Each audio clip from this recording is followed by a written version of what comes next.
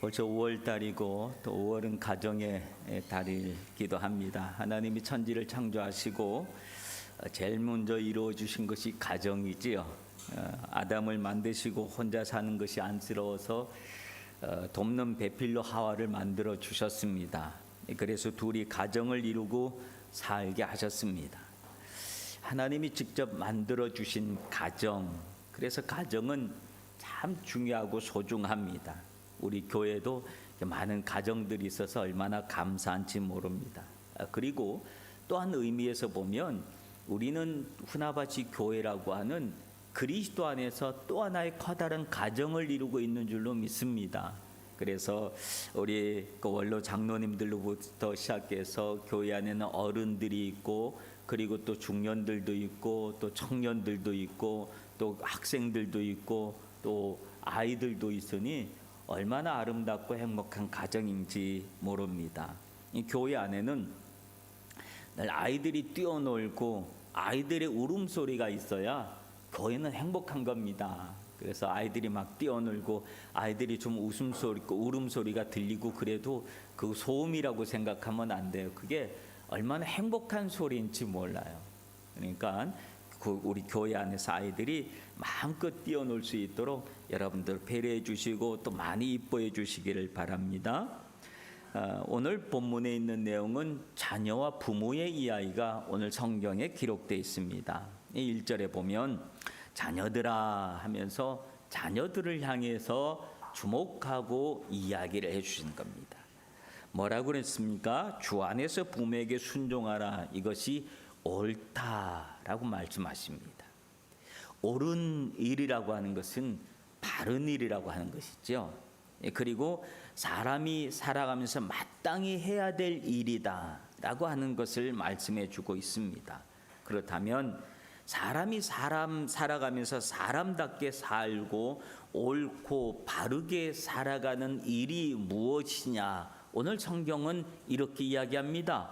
부모에게 순종해라. 이것으로 사람이 사람답게 바르고 옳게 살아가는 방법을 말씀해 주고 있는 것을 봅니다. 부모에게 순종하는 것은 당연한 일 아니겠습니까? 예? 당연하게 그것을 받아들이고 그런 사람들이 있습니다. 늘 자식에게 친절하고 자식에게 모든 것을 배려해주고 뭐든지 위해주고 또 뭐든지 진심으로 사랑해주고 있는 그런 부모가 있다면 그 부모에게 순종하는 것은 별 어려운 일도 아니고 마땅히 해야 될 일이고 당연하게 받아들이지만, 그러나 세상에는 꼭 그런 부모만 있는 것은 아닙니다. 자식에게 상처를 주는 부모도 있고요, 그리고 아픔을 주는 부모도 있고요, 때로는 이 폭력에 있는 그런 가정도 있어요. 그리고 자녀에게 희생을 강요하고 고통을 주는 그런 부모들도 있습니다. 그런 부모의 말에 순종하는 것은 분명 어려운 일입니다. 가끔 뉴스에 나오는 가정폭력이라든지 막 가정범죄 같은 이런 소식을 들으면 그 가정 속에서 그 불행한 어린 시절을 보낸 이들이 부모에게 순종하고 싶은 생각이 듭니까? 부모 하면 무섭고 도망가고 싶은 그런 존재인 그런 사람들도 세상에는 많이 있습니다. 혹 이 안에도 혹 있는지 모르겠습니다만, 그런 이들에게 오늘 본문의 말씀은 어찌 보면 가혹한 말씀처럼 들려질 수도 있습니다. 그러나 그럼에도 불구하고 성경은 분명하게 말합니다. 주 안에서 부모에게 순종해라. 이것이 성경 말씀이고 하나님의 말씀이다라고 하는 겁니다. 여기서 보면 한 가지 눈에 들어오는 단어가 있죠. 그 뭡니까? 주 안에서라고 하는 말입니다. 부모에게 순종해라. 그런데 그 앞에는 주 안에서 부모에게 순종해라 라고 하는 말이 있다라고 하는 겁니다. 주 안에서라고 하는 말은 또 다른 말로 얘기하면 믿음 안에서, 신앙 안에서라고 하는 말이기도 하지요. 즉 믿음을 떠나서는 도저히 할 수 없는 그 일도 믿음 안에서는, 신앙 안에서는, 예수 안에서는, 주 안에서는 그 일이 가능하게 된다라고 하는 말씀입니다. 여러분, 원수를 사랑하는 것이 믿음을 떠나서 할 수 있는 일이겠습니까? 원수를 사랑하는 것은 믿음을 떠나서는, 주님 안에서는, 예수님 바깥에서는 할 수가 없는 일입니다. 원수는 사랑해야 될 존재가 아니라 미워해야 할 존재라고 하는 거예요. 근데 성경은 원수를 미워하지 말아라 얘기해요. 원수를 어떻게 하라 그럽니까? 사랑해라 그래요. 이 사랑이 가능하냔 말이에요. 근데 이 사랑이 가능한 거예요. 언제 가능합니까? 믿음 안에 있으면 가능하다라고 하는 거지요.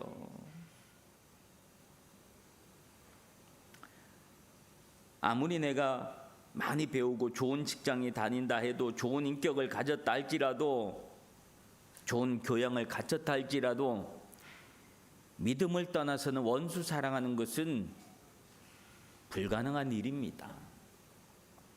나에게 상처와 아픔을 주는 이에게 순종하는 일은 할 수 없는 일입니다. 그런데 이것이 주 안에서는 가능하다라고 하는 것을, 여러분, 우리 손양은 목사님이라고 하는 분 아시죠? 사랑의 원자탄이라고 부르는 그 손양은 목사님이 우리에게 보여주셨잖아요. 자기의 아들을 죽인 그 공산당을 자기의 아들로 삼는, 어떻게 이런 일들이 가능할까요? 믿음 안에 있었기 때문에 가능한 일이라고 하는 겁니다.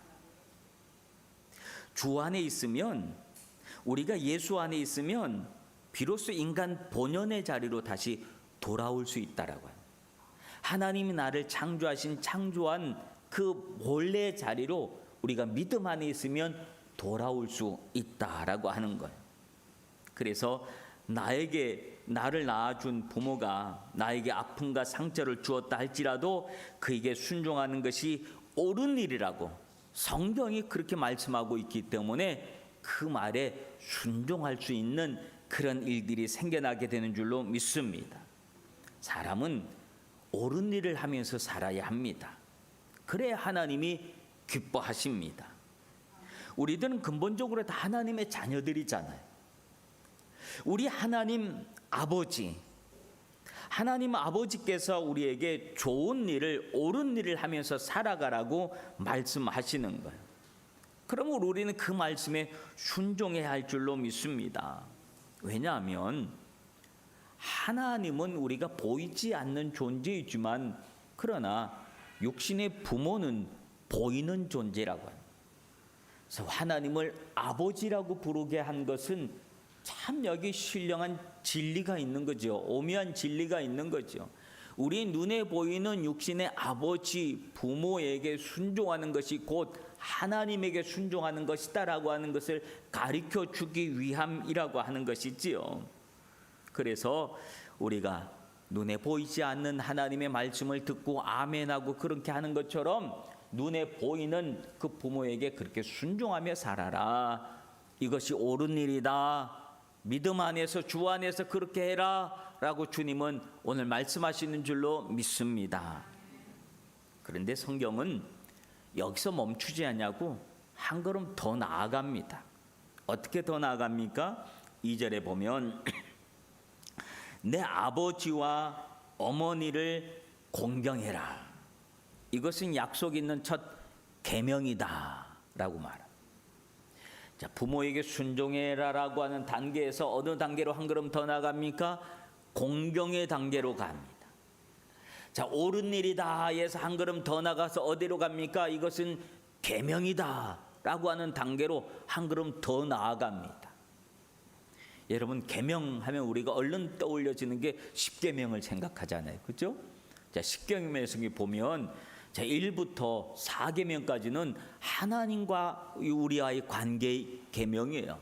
그리고 6계명에서 10계명까지의 내용은 이웃들과 사람들과의 관계의 계명이에요. 1부터 10 중에서 한 가운데 있는 제5계명이 뭐예요? 내 부모를 공경하라 하면서 부모와 관련된 계명을 하나님께서 우리에게 주시는 것을 봅니다. 그만큼 부모 공경에 있는 문제는 하나님께서도 중요하게 다루는 그런 문제다라고 하는 것을 볼 수 있습니다.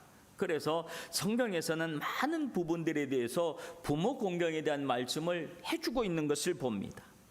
출애굽기 20장 12절에 보면 내 부모를 공경하라 그리하면 너희 하나님 나 여호와가 내게 준 땅에서 내 생명이 길리라.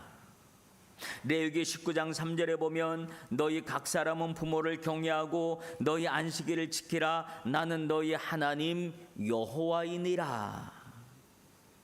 신명기 5장 16절에 보면 너는 너희 하나님 여호와의 명대로 내 부모를 공경하라 그리하면 너희 하나님 여호와가 내게 준 땅에서 내가 생명이 길고 복을 누리리라. 잠언 23장 25절에 보면 내 부모를 즐겁게 하며 너를 낳은 어미를 기쁘게 하라.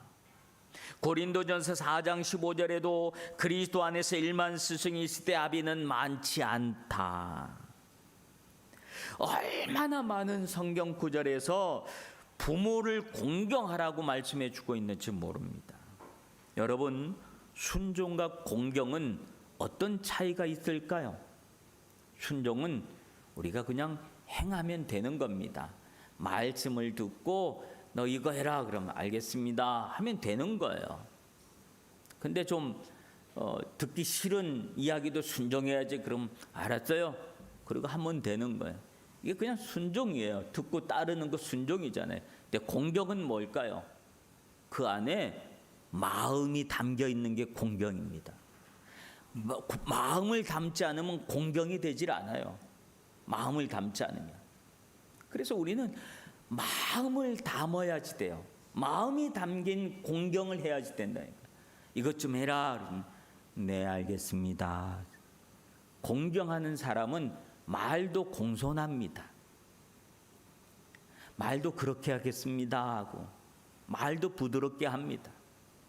그게 공경이지요. 공경하라고 얘기해. 그러면 성경은 왜 이렇게까지 말씀하고 있을까요? 누구를 위해서 성경은 하나님은 이렇게까지 우리에게 말씀하고 있을까요? 결국은 순종하는 그 사람, 공경하는 그 사람을 위해서입니다.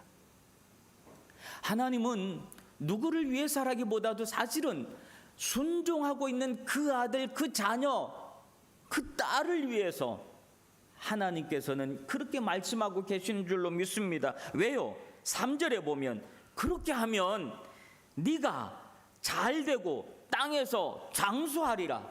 결국은 순종하는 그 사람, 그 아들, 그 자녀에게 잘되고 장수하는 복을 주시기 위한 방책으로 내 부모에게 순종하고 공경해. 그러면 내가 이런 복을 줄 거야 라고 하면서 주님이 약속하고 계신 줄로 믿습니다. 여러분, 부모의 소원은 뭐예요? 늘 자기 자식이 잘 되는 것이 부모의 소원입니다. 그렇지 않아요? 그렇죠? 저도 부모가 돼 보니까 우리 아이들이 이렇게 크니까 늘 아직까지도 드는 생각은 오로지 한 가지예요. 우리 애들이 잘 됐으면 좋겠다. 여러분들 다 그렇잖아요. 그렇죠? 부모된 여러분들 다 그렇죠? 자식들이 잘 되길 바라는 마음이 부모의 마음이에요.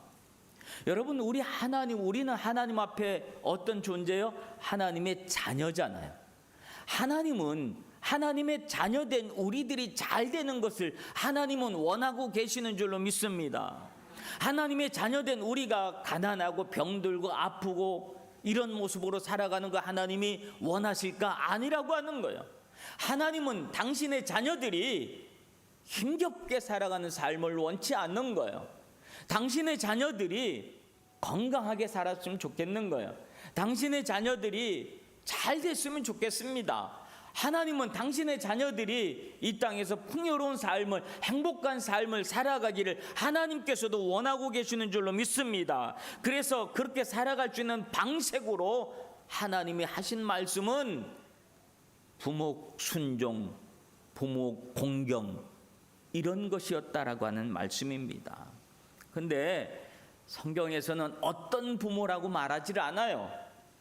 어떤 부모라고 말하지 않고 그냥 부모, 아버지, 어머니 이렇게 이야기합니다. 너에게 잘해주는 부모, 너를 사랑해주는 그 아버지, 어머니 이렇게 말하지 않아요. 그냥 부모, 아버지, 어머니 순종하고 공경해라 이렇게 말합니다. 여러분, 우리에게 상처를 주고 아픔을 주는 부모에게도 심지어 나를 버린 그런 부모도 있습니다. 성경은 어떤 경우에라도 어떤 부모라고 말하지 않아요.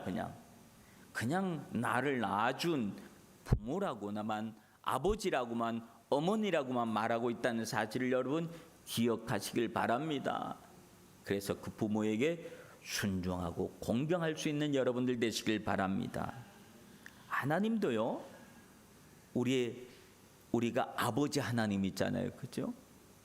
하나님도요, 우리 아버지 하나님도 우리에게 사랑과 은혜와 긍휼만 풍부하신 그분이 아니라 때로는 우리 하나님도 엄하고 무섭고 겁나고 그런 모습으로 우리에게 다가오실 때도 있잖아요, 그렇죠?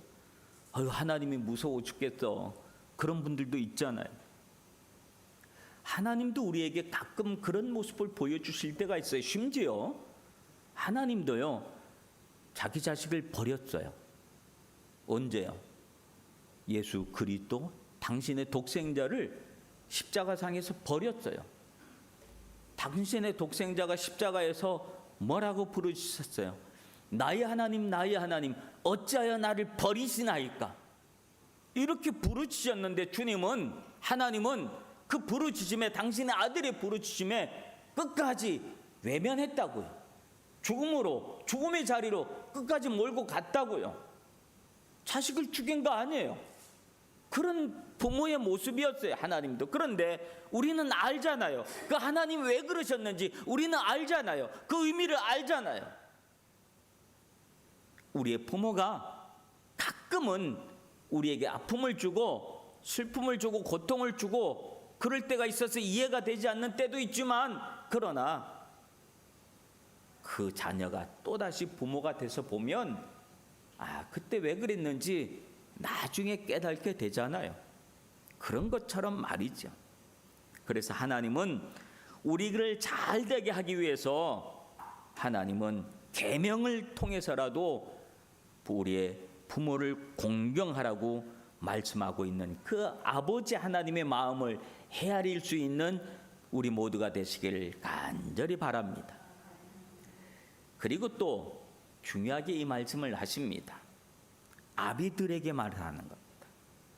자, 아비들, 부모들에게 하는 말이죠. 또 아비들아, 너희 자녀를 노엽게 하지 말고 오직 주의 교훈과 훈계로 양육하라 라고 합니다. 자녀를 노엽게 하지 말래요. 이 말은 뭘까요?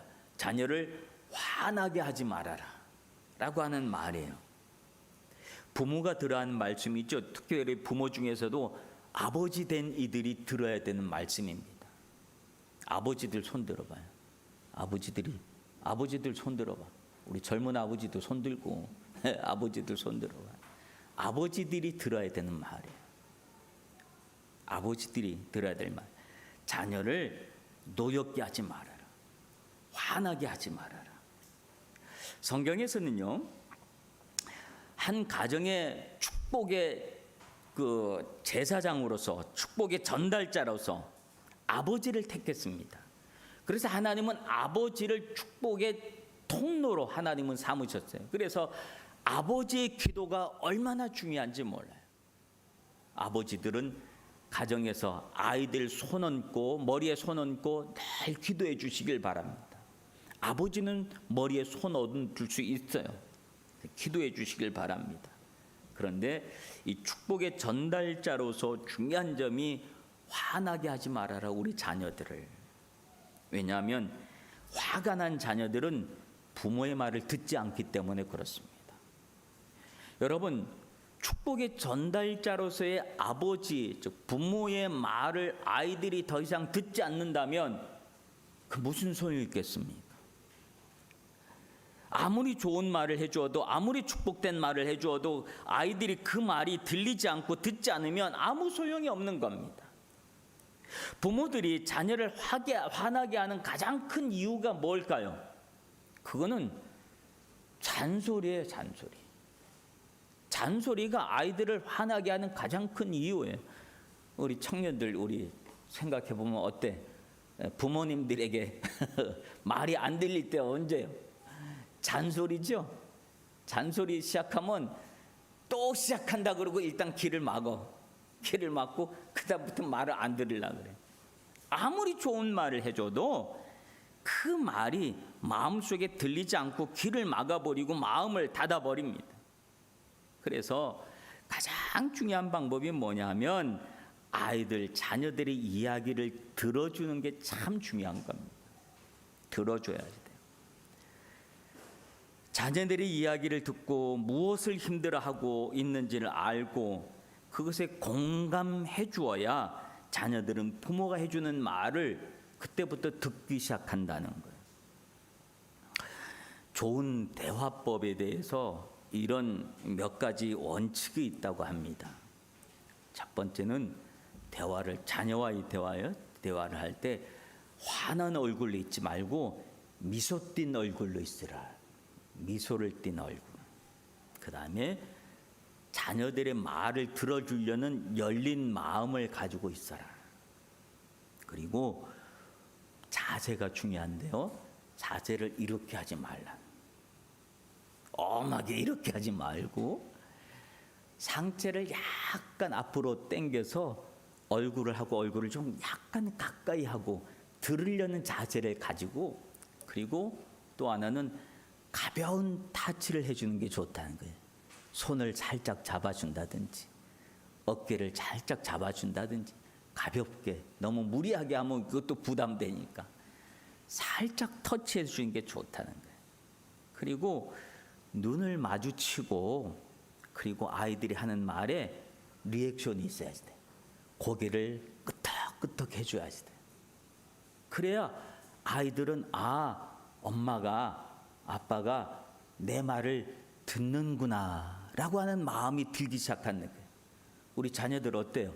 우리 청년들 어때? 부모가 그렇게 해주면 갑자기 어색하고 이상할 것 같지? 근데 느낌은 어때요? 그렇게 해주면 좋을 것 같죠? 내 속마음을 얘기해 줄 수 있을 것 같죠? 털어놓을 수 있을 것 같죠? 그래요. 그렇게 하면 엄마가, 아빠가 내 말을 듣고 있구나 라고 하는 느낌을 갖는다는 거예요. 그러면 그 다음에는 자기 말을 했으면 그 다음에는 부모의 말을 들으려고 한다는 거예요. 그때 부모가 얘기해 주면 그 말을 귀를 기울이고 그 말을 받아들인다라고 하는 거예요. 여러분, 이런 경험이 매일같이 있진 않겠지만 가끔 이런 일을 한두 번 자녀들에게 하면 그 자녀는 그 장면을 기억합니다. 그리고 그 자녀들이 나중에 결혼을 해서 그런 상황이 되면 기억된, 우리 엄마가, 아빠가 나한테 해주었던 그 기억된 장면을 자기 자녀에게 똑같이 한다는 거예요. 그렇죠. 배운 대로 그대로 행하는 겁니다. 그런데 중요한 것이 있죠. 그것은 오직 주의 교훈과 훈계로 양육하라라고 하는 거예요. 주님의 교훈과 훈계입니다. 즉 하나님의 말씀을 하라고 하는 거예요. 여러분, 하나님의 말씀으로 훈계하기 위해서 부모는 어떻게 할까요? 부모는 먼저 하나님의 말씀을 알아야 돼요. 부모가 먼저 하나님의 말씀을 알아야 그 말씀으로 훈계를 하지, 부모도 모르는데 어떻게 말씀으로 훈계를 하겠습니까? 그러기 위해서는 부모가 먼저 말씀을 읽고 들어야지 돼요. 그래야 부모가 이해하고 소화한 말씀을 아이에게 전해주지, 부모가 그냥 어디서 어설프게 들은 얘기로 얘기하면 자기도 무슨 말하는지 몰라. 그러니 아이가 뭐 질문을 하면 당황하잖아요. 뭔 말인지 소화가 안 된 말을 질문을 하니까 그렇잖아요. 그러니까 부모가 먼저 본을 보여주기 위해서는 부모의 신앙이 먼저 잘 되어 있어야 될 줄로 믿습니다.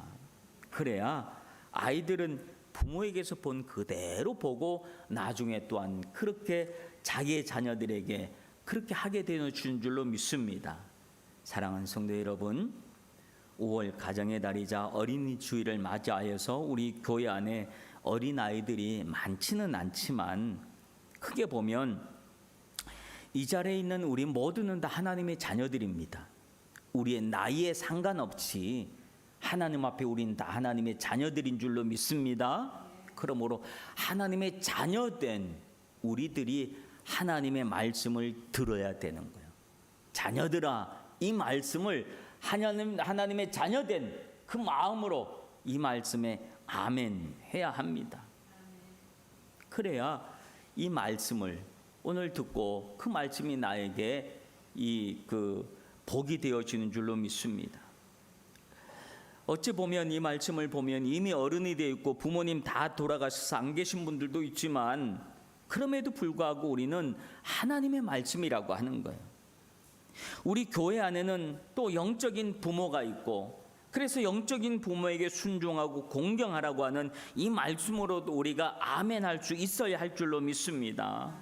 아직 젊은 자녀들 되는 성도들은 육신의 부모님을 기억할 수 있길 바랍니다. 그래서 멀리 떨어져 있어도 지금 가끔 연락해 주시고 통화하고 안부를 묻고 걱정해 주고 기도를 해 주고 그러시기를 바랍니다.